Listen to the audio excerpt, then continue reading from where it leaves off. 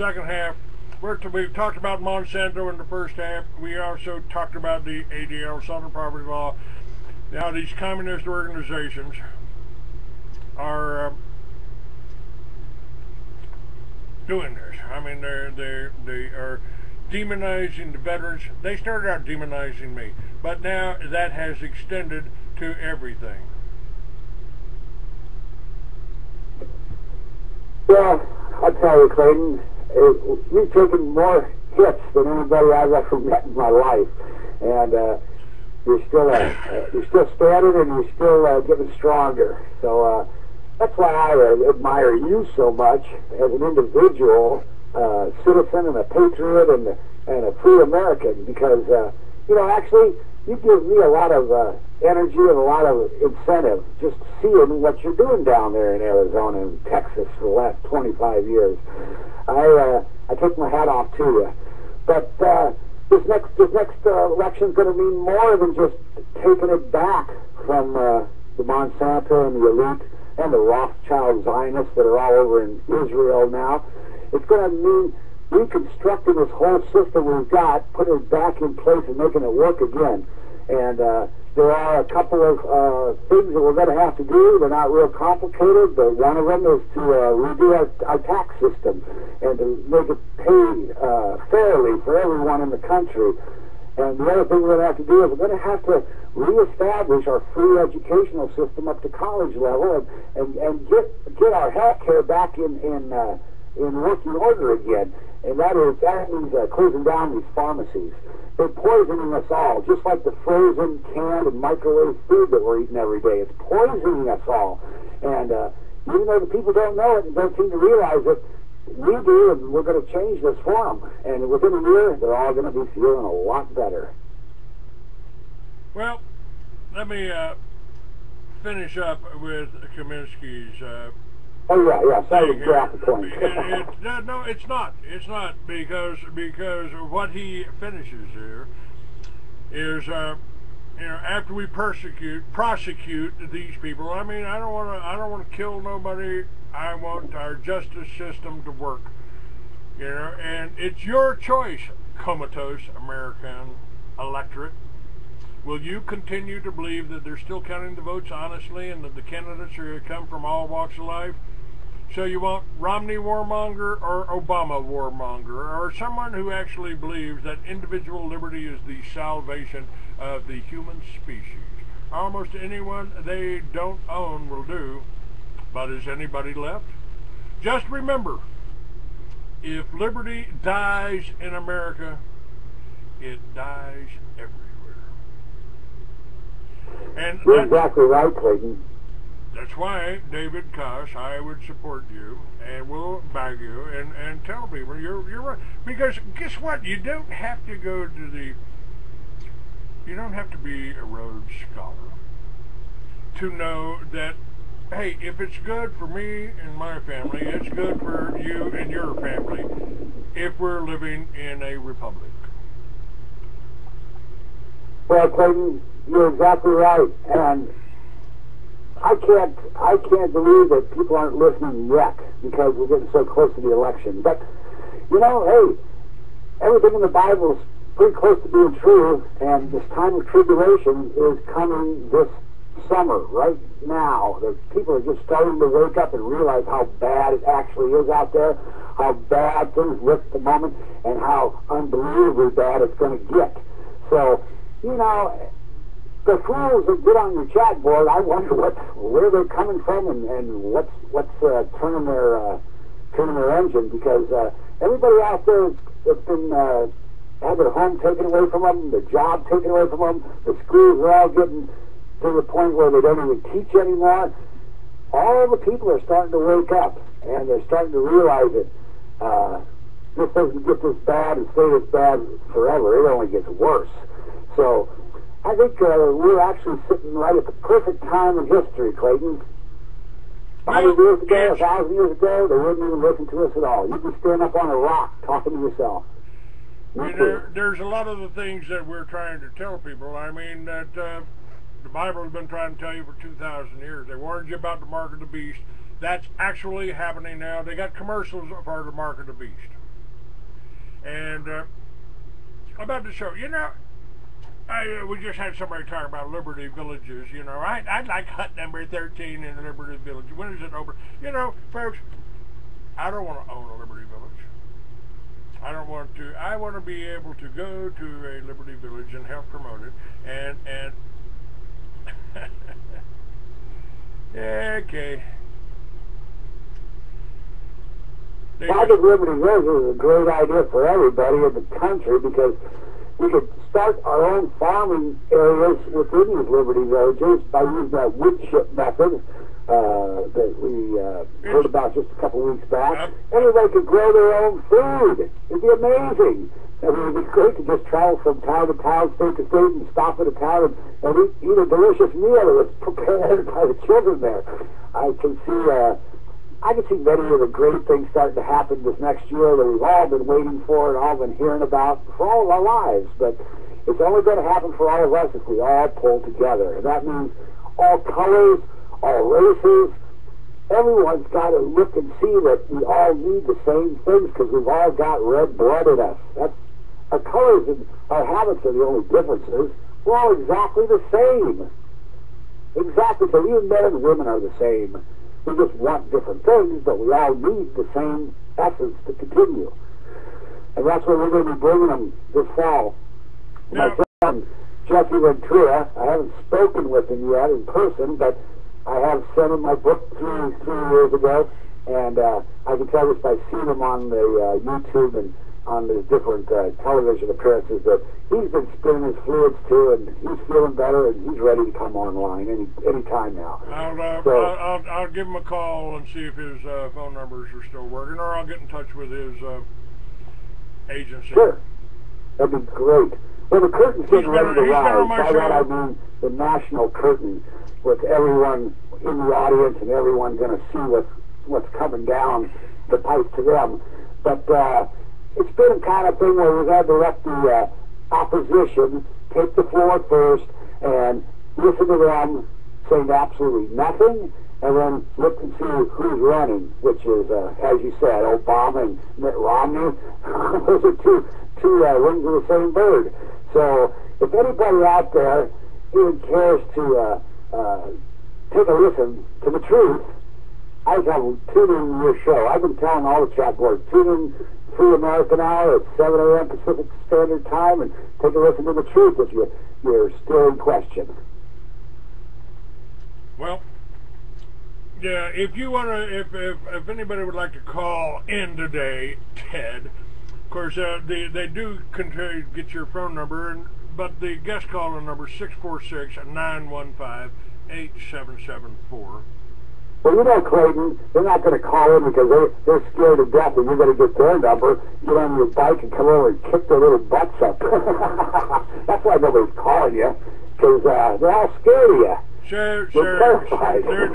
No reason to be scared of me. I ain't going over to beat nobody up. I don't care whether you listen to the show or not.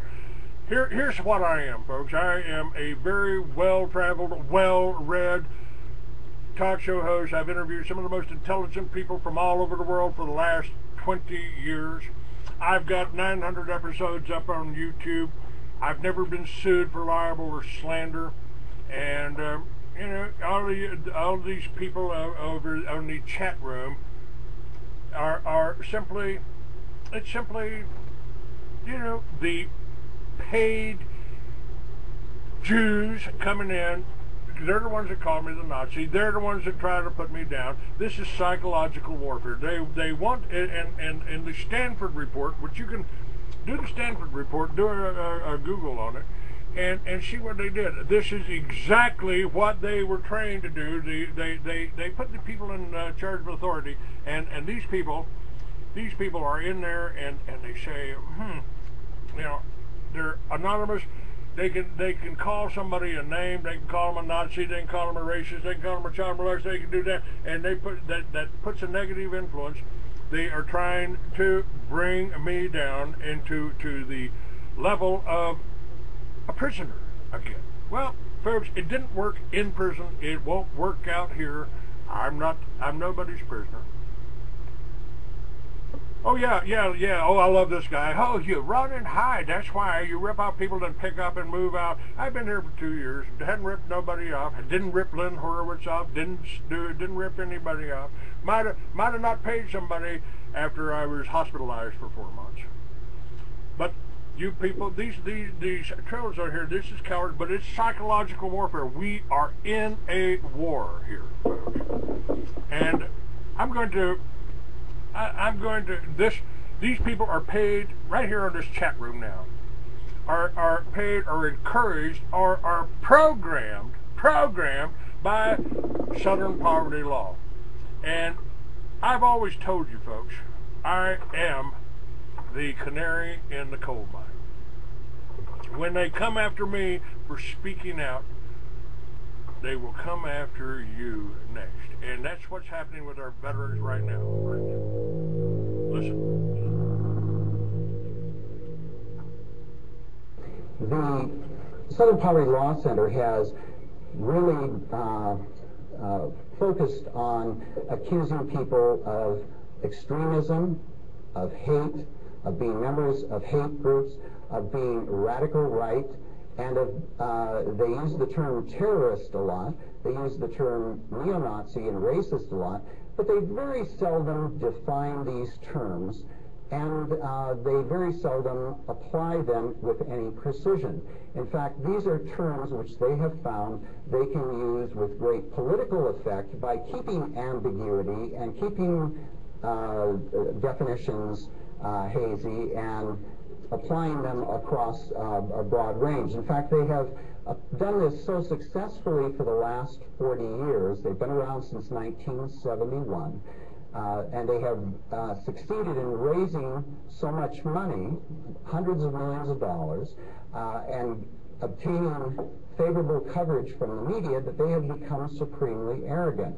As I mentioned, during the Clinton administration, they became illegitimately wedded to the Justice Department under Janet Reno, at that time Attorney General, and Louis Freeh, head of the FBI, and they started bringing their people in to train the Department of Justice and the FBI, and then through that they have now put it together training programs for local and state police.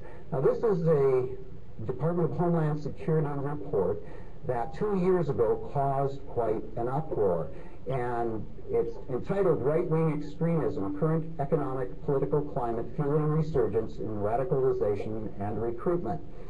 That was published by the Department of Homeland Security. When it came out, it caused an uproar among many conservative groups as well as many military and veterans groups. Now, that was exactly, folks, what motivated me and started me writing the Mystery Babylon. That Homeland Security report that they're talking about is right here, trying to demonize veterans, trying to demonize, and they've Southern Poverty Laws come out against Oath Keepers. They've come out against me time and time and time again. And all of that is contained in Mystery Babylon. You can buy this from Amazon. You can order it from Kindle. You can read it today. You can make a donation to me, because I am selling books here. I am selling books, and what I'm going to do this next week, I'm kind of blowing off all of my guests, and I'm going to share segments out of some of my books. I'll feature probably One Bloody Alabaster Eye first, and I will go on to share probably a chapter a day along with some news, and I will share my books. I am selling books. David Kaas is selling books, and I highly recommend his. You know, I even have a stock of them here. So all you gotta do is send a donation, tell us what you want. You can become educated. And David, my fiction, and I think you've read some of this, my fiction is better than my nonfiction. I think. I mean, it's more believable, you know. Well, because your fiction is a little ahead of its time. It's going to become fact here in the next 5 years. Most of that book, Mystery Babylon, is going to become a fact. And That's the truth. I can testify to that. I read One Bloody Alabaster Eye, and I couldn't put it down for like the whole day. I think I finished it in a day and a half, but it's a great book. You're a great writer. And what's funny is all of us have several different talents within us. You could be a writer and a book promoter for the rest of your life. But at the moment, you're promoting the truth, and that is the greatest thing of all for everybody. People don't realize what you're telling them, what you're talking about, and just what you've been doing for 25 years. It hasn't been for the money, it hasn't been for the fame or the success. It's been for all of them. And it's just too bad that the ones that don't realize that are still on the other side of the fence. But I'm hoping and praying every day that even Ted comes over to our side and starts fighting for us one of these days soon, because, you know, I'd like to see everyone make it out of this awful ball of dirt to trade. But people have asked me, Clay, why do you hate the Jews? And my answer is pretty simple. I don't hate the Jews.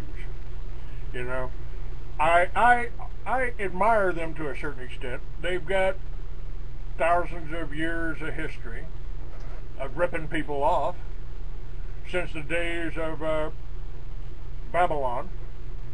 Bible certainly talks about tyranny and how we're supposed to defend ourselves.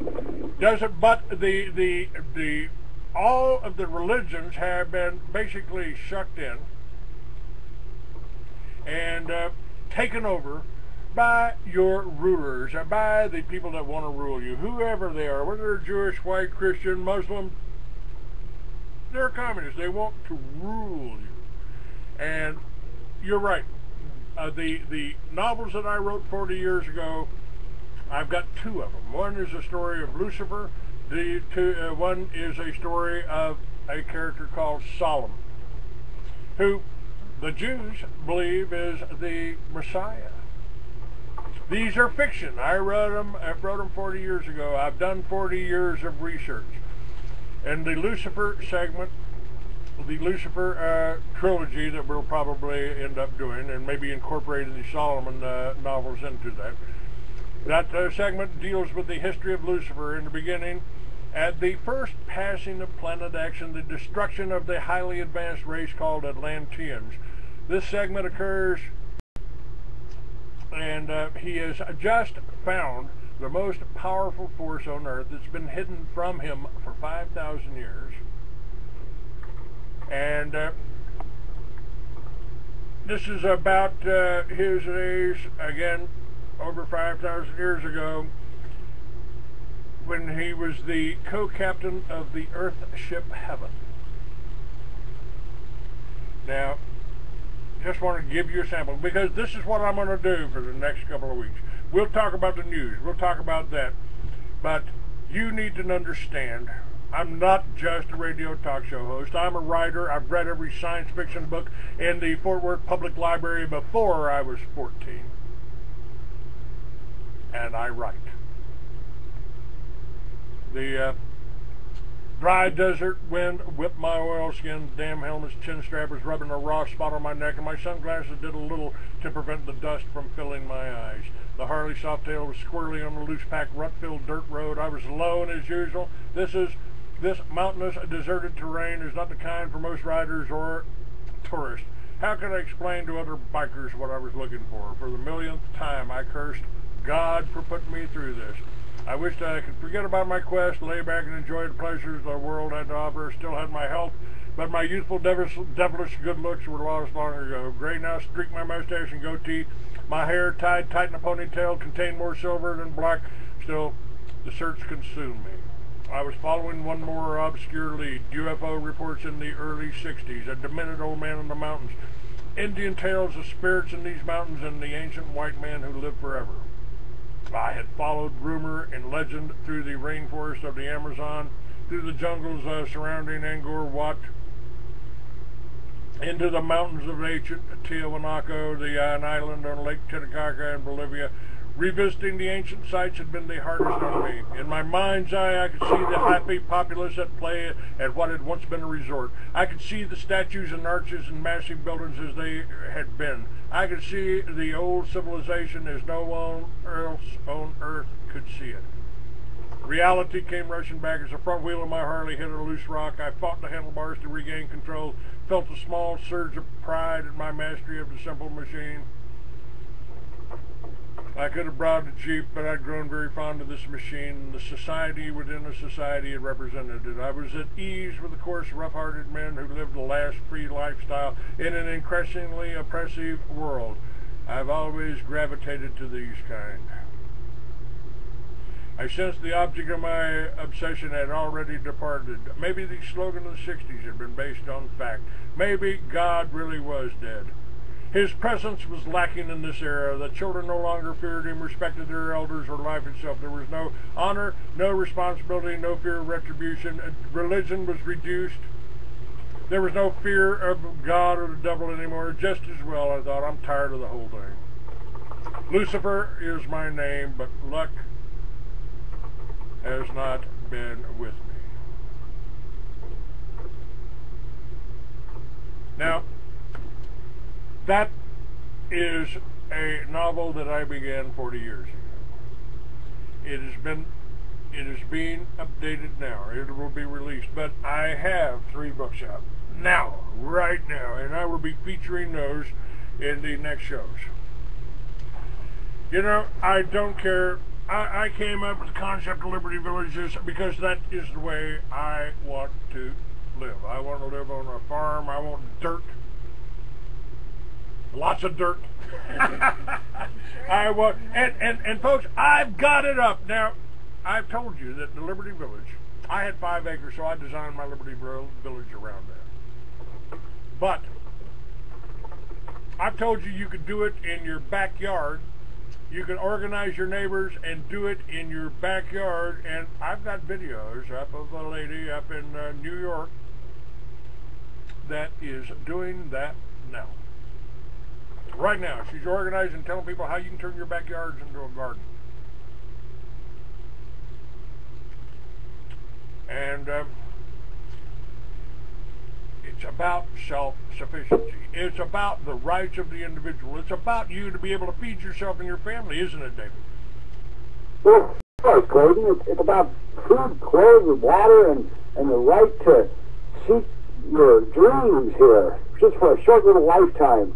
And the thing that most people don't know, and I know this because I'm from the farms of Iowa, is that we don't have to take just what we've got. We can all have more, and more, and more, and more, but we just have to desire it. And the trouble with society nowadays is we've all been dumbed down, and we've all been fed this crap, and none of them know what the possibilities are. I've always thought the possibility was the sky for myself, and now I know that it is, but it's people just need to be led and shown and taught, and I think this whole society on the planet Earth could just take off in the next 50 years, so to speak, you know? I mean, we're going to be in places we never even thought possible real soon, so... But it's going to require some leadership, and to lead a whole mob of people only takes a few people, like you and me, and the different people you've had on your program here, and we're the ones. We are the ones who come to reshore up the walls of this great nation, and to lead them on into the 21st century now. And nobody really knows where we're standing at or where we're going to, except me and you and a few others, but as the time draws near for this next election, we're getting up and we're talking the talk and walking the walk, and that's what it takes. Somebody to stand up and tell them the truth. If you just sit there behind your computer and keep quiet, then you become part of the consensus. Now, there's the other ones out there that are active that want to try to demoralize, put down. It's happening in every patriot organization, including Ron Paul's, has been infiltrated. Hell, they're even suing about that. The people that were supporting Ron Paul have been disenfranchised, and they think it was done from within his campaign, and I can guarantee you that it was, because Ron Paul was a subscriber of mine for 10 years, and then I went to him to get the magazine started again with his picture on the cover. His picture on the cover. And they wouldn't allow me to see him. His staff would not allow him to talk to me. They don't want you buying my books. They want to tell you I'm a flake. It's like there's something wrong with living in a 37-foot fifth wheel and traveling the whole country in it. I was up there in Minneapolis with it. Did the Ron Paul show up there. So, gee, there's something wrong with that. Oh, I've been living in trailers and fifth wheels since, and raised my sons in them, traveling all over the country. I like them. Well, that's just it. You know, anybody with over $1 million doesn't want the system to change. Any of the hard workers that have never ever had $1 million and probably never think they ever will, those are the ones that can make the changes we need now and can actually do the work and can make it all work for everyone in the country. And that's why, as good a man as Ron Paul appears to be, and as adamant as he is for all the sorry situations, he hasn't separated himself from the main group yet, and with only 6 months to go, I don't think he ever is. So it's just another one of these big talking people that get up and hold your attention for any length of time and keep going from subject to subject to subject, but actually just talking around in circles. And you and I both know, after listening for about 10 minutes, if a guy's talking around in circles or not. All right, we're almost out of time. You stay with me, David. And folks, thanks for listening. Appreciate you listening. Make a donation. Order a book. $20 donation. You can have your choice of any one of my books on a PDF. Toss in a little bit more and we'll send it to you, signed copies. Mystery Babylon has the whole history of the Patriot movement. That mainstream media won't tell you. Are you frustrated with your elected politicians? Get the news behind the news at truthradio.com. At Truth Radio, you can listen live or listen to a large selection of archived programs on demand. Listen when you want to. truthradio.com. The truth is out there. Our recording has been completed. Is open your mind and listen. Here's a clip from the movie After Innocence, a DVD you should view.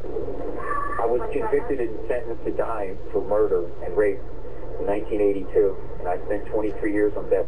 All right, this is Clay Douglas. My phone numbers are up on my website. I will do business. I will work. I am started going back into the market, writing for the mainstream, because we have put enough pressure on them. Now even the mainstream is starting to talk about what we have been telling you for the last 20 years.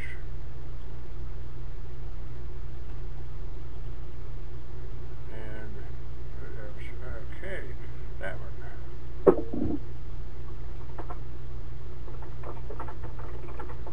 And that one.